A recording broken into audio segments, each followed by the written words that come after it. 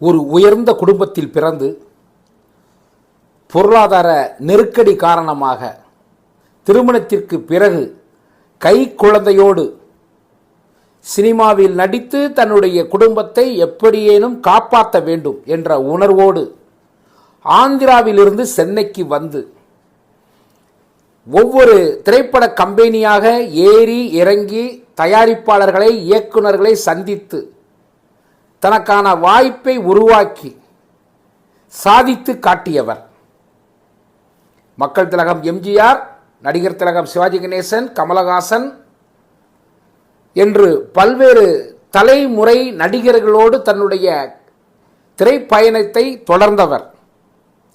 இவரால் சாதிக்க முடியுமா, இவரால் திரை உலகில் நீடிக்க முடியுமா என்று அன்று கேட்டவர்களுக்கு ஆச்சரியத்தை கொடுக்கக்கூடிய அளவிற்கு தன்னுடைய இயல்பான நடிப்பால் ஆந்திர உச்ச நட்சத்திரம் என்.டி. ராமாராவ் அவர்கள் ஆச்சரியப்படக்கூடிய அளவிற்கு ஒரு உயர்ந்த இடத்தை அடைந்தவர்தான் சவுகார் ஜானகி அவர்கள். சவுகார் ஜானகி அவர்கள் இன்று நம்மிடையே இல்லை. வயது மூப்பின் காரணமாக இயற்கை அவரை அழைத்து கொண்டது. ஆனால் அவரது நடித்த அத்தனை திரைப்படங்களும் காலம் கடந்தும் நிற்கும். அவரது கதாபாத்திரங்கள் என்றென்றும் பேசப்படும். அந்த அளவிற்கு கலையின் மீது இருந்த தாகம் என்று சொல்வதை விட சாதிக்க வேண்டும் என்ற ஒரு உத்வேகம் அவருக்குள் இருந்தது. சவுகார் ஜானகி அவர்கள் எப்படி சினிமாவில் நடிக்க வந்தார்கள், அவர்கள் குடும்ப பின்னணி என்ன என்பதை முழுமையாக பார்த்து விடலாம். தமிழ், தெலுங்கு, கன்னடம், மலையாளம், இந்தி என இந்தியாவில் உள்ள பல்வேறு மொழிகளில் 70 ஆண்டுகளுக்கும் மேலாக திரை பயணத்தை தொடர்ந்தவர்தான் சவுகார் ஜானகி அம்மையார் அவர்கள். சவுகார் ஜானகி அம்மா அவர்கள் கடந்த 1931 டிசம்பர் 12ஆம் தேதி ஆந்திர மாநிலம் ராஜமுந்திரியில் பிறந்தார். பெற்றோர் அவருக்கு வைத்த பெயர் சங்கரமஞ்சி ஜானகி. இவருடைய அப்பா காகித ஆலை நடத்தி வந்தார். தந்தையின் தொழில் காரணமாக குடும்பம் சில நேரங்களில் வெவ்வேறு ஊர்களில் வசிக்கக்கூடிய ஒரு சூழல் அன்று இருந்தது. அதனால் இவர்களை நிரந்தரமாக சென்னையில் தங்க வைத்தார் அவரது தந்தை. சென்னையில் உள்ள சாரதா வித்யாலயாவில் தான் ஜானகி அம்மா அவர்கள் தன்னுடைய கல்வியை ஆரம்பித்தார்கள். சிறு வயதிலேயே அன்றைய காலகட்டத்தில் வானொலியில், அதாவது ரேடியோவில் குழந்தைகளுக்கான நிகழ்ச்சிகளில் ஜானகி அம்மா அவர்கள் பங்கேற்றார்கள். அதன் பிறகு அகில இந்திய வானொலியில், அதாவது அகில இந்திய ரேடியோவில் நாடக கலைஞராகவும் அறிவிப்பாளராகவும் அவர்கள் பணியாற்றினார்கள். ஒரு முறை அவருடைய வானொலி நாடகத்தை கேட்ட தெலுங்கு திரைப்பட தயாரிப்பாளர் P.N. ரெட்டி என்பவர் ஜானகி அம்மா அவர்களை அழைத்து, நீங்கள் ஏன் திரைப்படத்தில் நடிக்கக்கூடாது, உங்களுக்கு அழகாக பேச்சாற்றல் இருக்கின்றது, கலை நயத்தோடு நீங்கள் பேசுகிறீர்கள், நீங்கள் திரைப்படத்தில் நடிங்கள் என்று சொன்னதும் அவரது குடும்பம் அதற்கு சம்மதிக்கவில்லை. உடனடியாக அவருக்கு திருமணம் ஏற்பாடு செய்து திருமணத்தை நடத்தி விடுகிறார்கள். ஜானகி அம்மா அவர்கள் தன் கணவரோடு விஜயவாடாவில் குடியிருந்து வருகிறார்கள். ஆனால் திருமண வாழ்க்கை, அவருடைய சினிமா வாழ்க்கையை, சினிமா எண்ணத்தை தவிர்க்க முடியாமல் இருந்தது. காரணம், குடும்பத்தின் பொருளாதார சூழ்நிலை என்பது திடீரென குறைய தொடங்கியது. அடுத்து என்ன செய்வது, பொருளாதாரத்தை எப்படி மேம்படுத்துவது என்பது தெரியாமல் விழித்து கொண்டிருந்த அன்றைய காலகட்டத்தில் ஜானகி அம்மா அவர்களுக்கு தோன்றியது, சினிமாவில் நடிப்பதை தவிர வேறு ஒன்றும் இல்லை. சினிமாவில் நடித்தால் மட்டுமே நாம் பொருளாதாரத்தை உயர்த்தி கொள்ள முடியும், இல்லையே பட்டினியில் வாடி விடுவோம் என்று ஜானகி அம்மா அவர்கள் ஒரு முடிவெடுக்கக்கூடிய சூழல் வருகின்றது. திருமணமாகி அன்றைய காலகட்டத்தில் குழந்தையும் பிறந்திருந்தது ஜானகி அம்மா அவர்களுக்கு.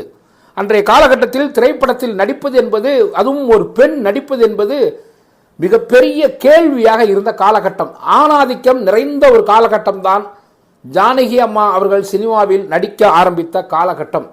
அன்றைக்கு நாடகத்திலும் ஆண்களே பெண் வேடமிட்டு நடித்ததையும் நாம் பார்த்திருக்கின்றோம், கேள்விப்பட்டிருக்கின்றோம்.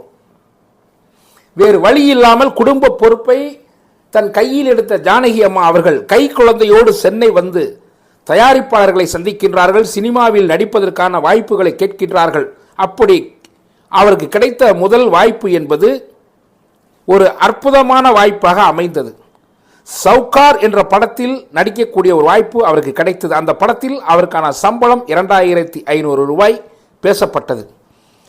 இந்த பணம் என்பது ஜானகி அம்மா அவர்களுக்கு அன்றைய காலகட்டத்தில் தன்னுடைய குடும்பத்தை காப்பாற்றுவதற்கு ஒரு மிகப்பெரிய ஒரு பொக்கிஷமாகவே தோன்றியது. கடந்த 1950ஆம் ஆண்டு எல்.வி. பிரசாத் அவர்கள் இயக்கத்தில் வெளியான தெலுங்கு திரைப்படம்தான் ஜானகி அம்மா அவர்கள் அறிமுகமான முதல் படம். அந்த படத்தின் பெயர் சாவுக்காரு. இந்த சாவுக்காரு என்கக்கூடிய பெயர்தான் சவுக்காரு என்று பின்னாளில் சொல்லாடல் மூலம் மாறியது. அந்த படத்தில் அவருக்கு மிகப்பெரிய ஒரு வரவேற்பு கிடைத்தது. ஒரு அற்புதமான நடிப்புக்கு சொந்தக்காரராக இருக்கிறார் என்று சவுகார் ஜானகி அம்மா அவர்களுக்கு பெயர் கிடைத்தது. அதோடு சவுகார் என்ற பெயரும் ஜானகி என்ற பெயரோடு ஒட்டி கொண்டதால் சவுகார் ஜானகியாவே அவர்கள் நிலைத்து விட்டார்கள். தமிழில் சவுகார் ஜானகி அம்மா அவர்கள் அறிமுகமான முதல் படம் வளையாபதி. இந்த படத்தில் பாவேந்தர் பாரதிதாசன் அவர்கள் வசனங்களை எழுதியிருந்தார்கள். அதனை பேசி நடித்த சவுகார் ஜானகி அம்மா அவர்கள் எல்லோராலும் பாராட்டப்பட்டார். தொடர்ந்து ஜெமினி நிறுவனம், ஏவிஎம் போன்ற முன்னணி தயாரிப்பு நிறுவனங்கள் தயாரித்த படங்களில் நடிக்கத் தொடங்கினார்கள். படிக்காத மேதை, பாலும் பழமும், பார்த்தால் பசி தீரும், புதிய பறவை, நீர்க்குமிழி, பாமா விஜயம், எதிர்நீச்சல், உயர்ந்த மனிதன், இரு கோடுகள் என தொடர்ச்சியாக பல முக்கியமான படங்களில் சவுகார் ஜானகி அம்மா அவர்கள் நடிக்கத் தொடங்கினார்கள். குடும்பப்பாங்கான ஒரு வேடம், குடும்ப சுமையை தாங்கக்கூடிய ஒரு வேடம் என்றால் சவுகார் ஜானகியை கூப்பிடு என்று இயக்குநர்கள் சொல்லக்கூடிய அளவிற்கு தனக்கு கொடுத்த கதாபாத்திரத்தை மிக கச்சிதமாக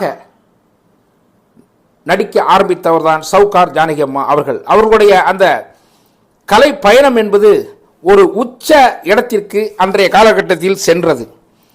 காதல், பாசம், கோபம், கம்பீரம், நகைச்சுவை என பல்வேறு உணர்வுகளை இயல்பாகவே வெளிப்படுத்தக்கூடிய ஒரு அற்புதமான நடிகையாக சவுகார் ஜானகி அம்மா அவர்கள் மாறினார்கள்.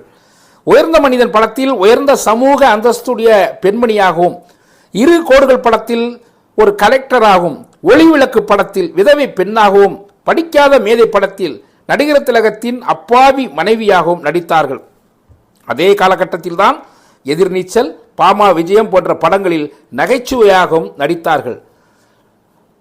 சூப்பர் ஸ்டார் ரஜினிகாந்த் அவர்கள் நடித்த தில்லுமுள்ளு என்ற திரைப்படத்தில் இவருடைய கதாபாத்திரம் என்பது அன்றைக்கு நகைச்சுவையால் பேசப்பட்ட ஒரு கதாபாத்திரமாகவே மாறியது. மக்கள் திலகம் எம்ஜிஆர், நடிகர் திலகம் சிவாஜி கணேசன், ஜெமினி கணேசன், முத்துராமன், ஜெய்சங்கர், சிவகுமார் என்று அன்றைய தலைமுறையும், பின்னால்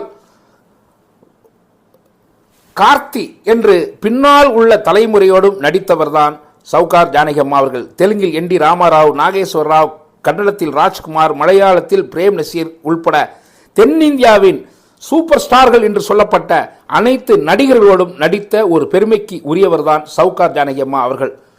குறிப்பாக இயக்குனர் பாலச்சந்தர் அவர்களிடத்தில் ஒரு மிகுந்த நட்போடு ஜானகி அம்மா அவர்கள் பழகி வந்தார்கள். அதனால் பாலச்சந்தர் அவர்கள் எடுத்த நீர்க்குமிழியில் அவர்கள் நடித்தார்கள். பாமா விஜயம், எதிர்நீச்சல் உள்ளிட்ட பல்வேறு படங்களில் நடித்தார்கள்.